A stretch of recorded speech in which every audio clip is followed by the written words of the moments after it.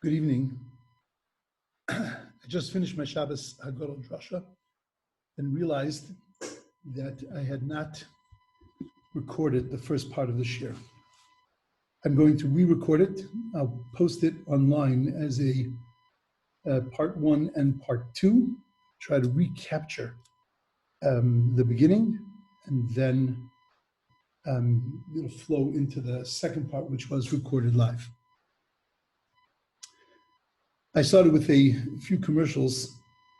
First, the dedications that tonight's shiur is sponsored by Mike and Karen Aaron in memory of Karen's father, Liuli Nishmasa Reuven ben Tuvia, whose neshama should soar from tonight's learning. It's also sponsored by Stuart and Nora Lakin to thank the rabbis for offering these wonderful sessions to the Adat community.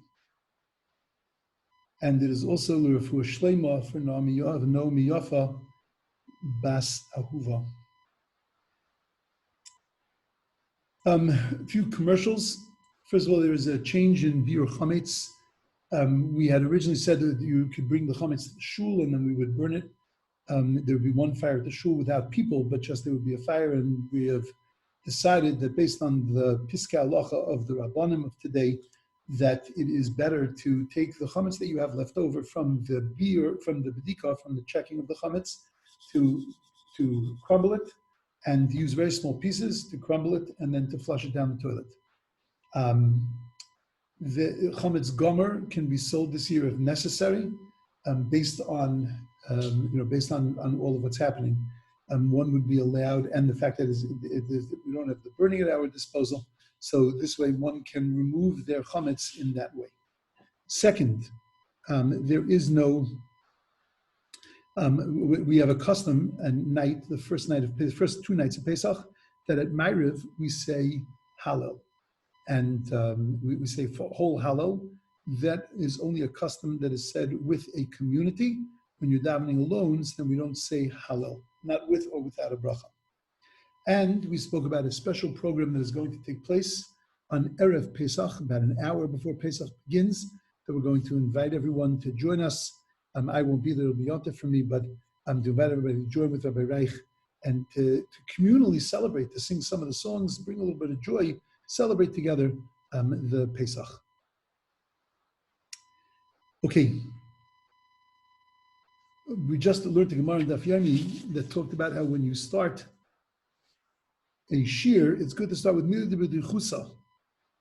So I want to start tonight with a cute thing that somebody sent me. I imagine that everybody's gotten it, but I just want to start with a cute thing that was sent to me. So the Torah speaks of 4 kinds of people who use Zoom: the wise, the wicked, the simple, the one who doesn't know how to mute. The wise person says, I'll handle the admin feature controls and chat rooms and forward the cloud recordings transcript after the call. The wicked person says, since I have unlimited duration, I scheduled the meeting for 6 hours. As it says in the Haggadah, whoever prolongs the telling of the story, Harei Zeh Meshubach, is praiseworthy. The simple person says, hello, am I on? I can hear you, but I can't see you. The Jerusalem Talmud reads, I can see you, but I can't hear you. The one who doesn't know how to mute says, how should I know where you put the keys? I'm stuck on a stupid Zoom call with these idiots.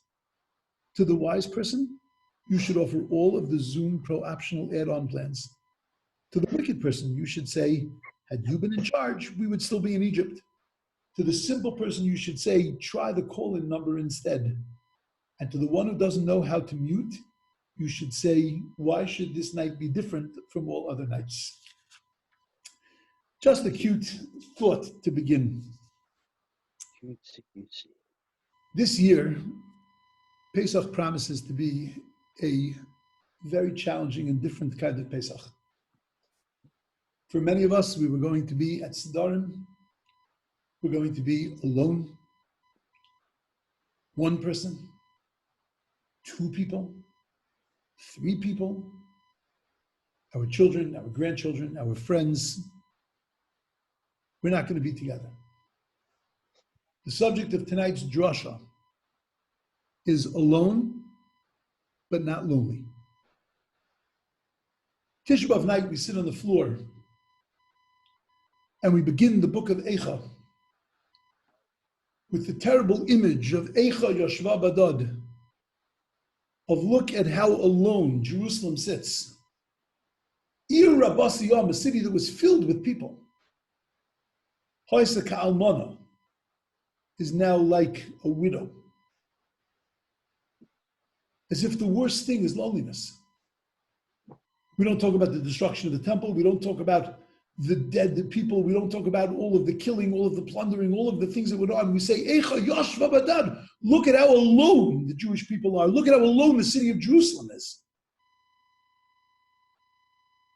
As if sitting alone is the greatest tragedy. We understand what aloneness is. In the busy lives that we lead, that aloneness is even more profoundly felt. It's not about human contact. Because you could be with 50,000 other people in a stadium and you could feel terribly alone. You can be a performer, connecting to his audience. And yet when the lights go off, you feel profoundly alone. There are ways to mask it. There are ways to make it look like we're not alone. But in the end, we feel that loneliness. We feel alone. We find this loneliness also by the Mitzorah, the leper. The Torah tells us, Yashav Badad, he has to go and sit alone, Badad Yashav, Michutz Lamachna, outside the camp. The person who spoke Lashon Hara, we take him, we send him outside the camp. And anybody comes near him, he says, no, Tami Yikra, no, I'm Tami, I'm impure, you can't come near me. And he spends his time alone, in loneliness. Our rabbis teach us that Cherev alabadim v'noyolei, that a sword on the neck of the people, the Seinein Shal Talmidei Chachamim, the ones who hate the Torah scholars, She'oskin bad b'Torah, that they learn Torah, they're involved in Torah, but they're oskin bad b'bad, they separate. They learn Torah alone. Not only is it a terrible thing, v'lo od elam shemitapshin, they become stupid. They lose their Torah because it becomes perverted. It's only one person. It's not being washed against anybody else's thoughts. It's not being shared with anybody else. It's not being matured and shaped with anybody else's thoughts in mind. It's just coming from the person alone. And aloneness is a tragedy.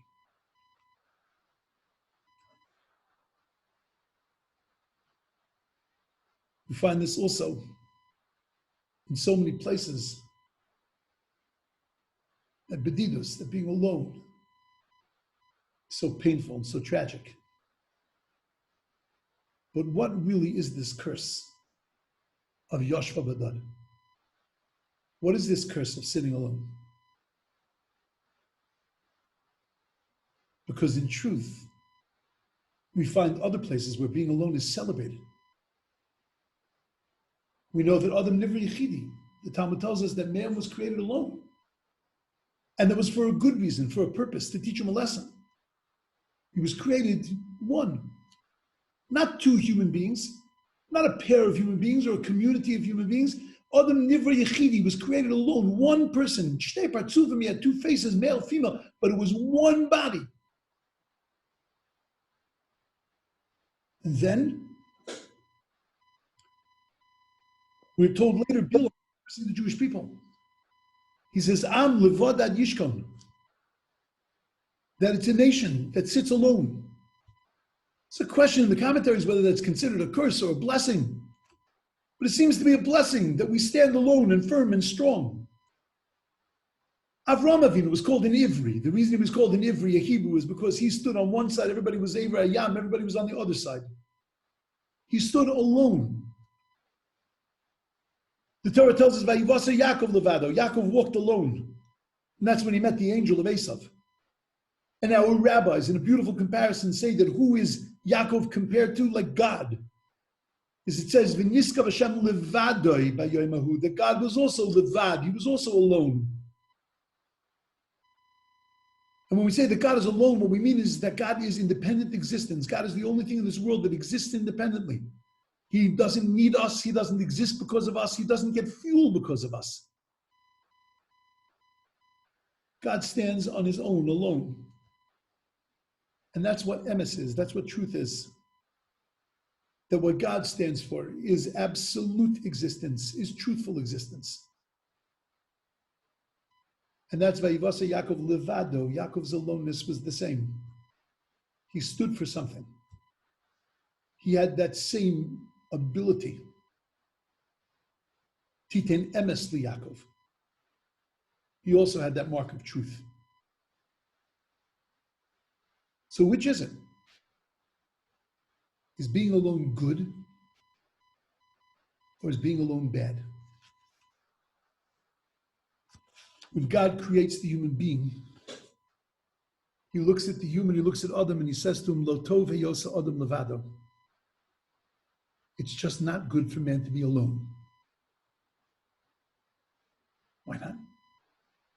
What's the problem?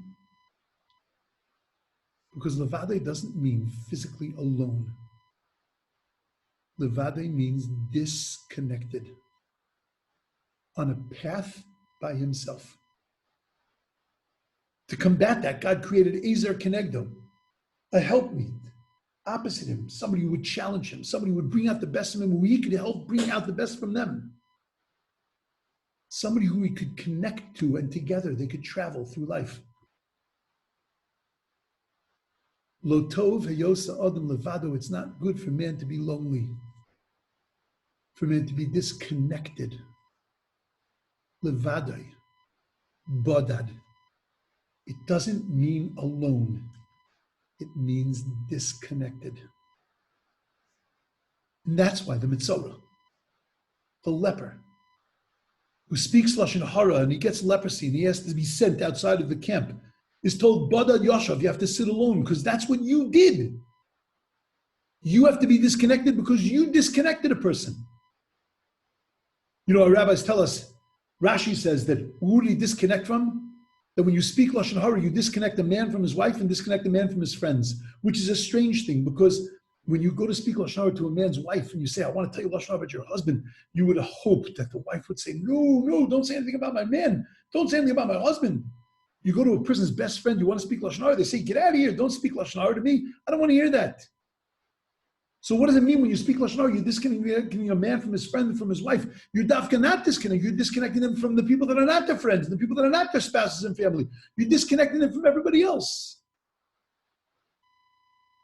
So our rabbis explain, no.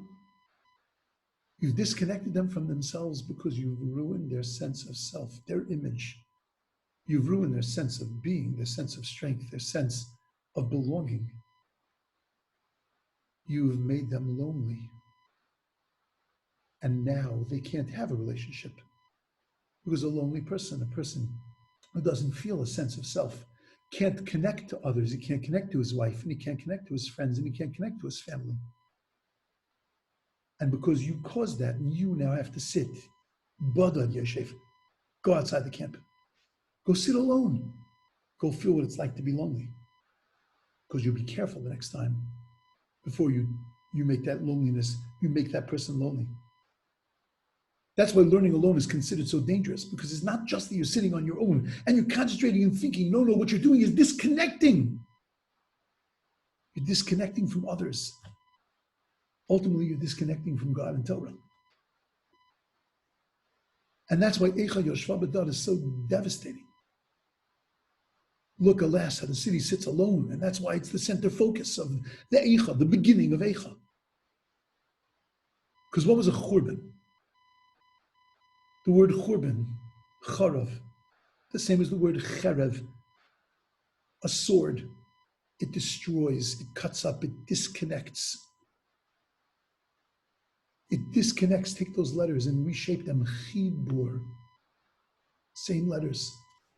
The attachments, the connections that we have. The mikdash, the temple, was the ultimate connection between us and God, between this world and the next world, between heaven and earth.